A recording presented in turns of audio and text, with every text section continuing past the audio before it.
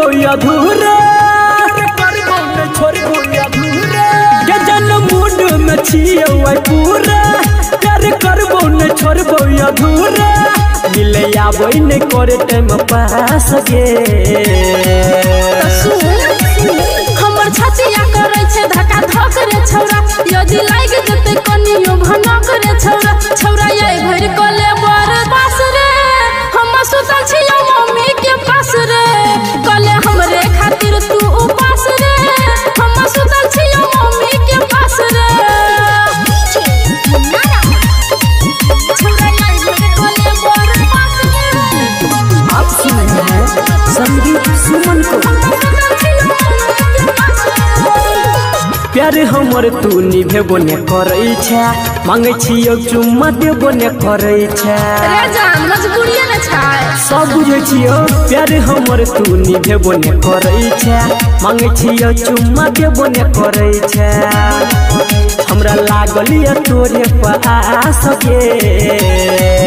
विश्वास कर छौरा बतिया के हमरो तू माइन जोन रे तनी हमरो मजबूरी के जाइन जोन रे छौरा ये भर कले बर पास रे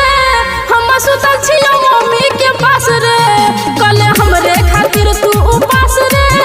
हम सुतल छियो मम्मी के पास रे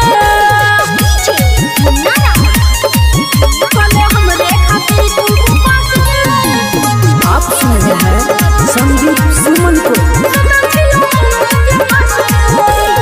संदीप सुमन से झूठी नहीं बोल गे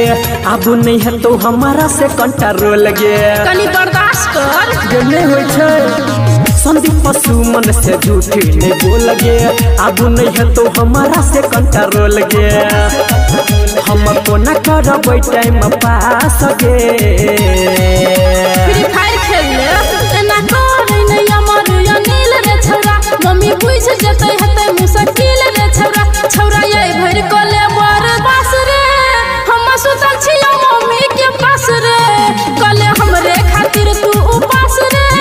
हम सुतल छियो मम्मी के पास रे के जन मूड में छियो पूरा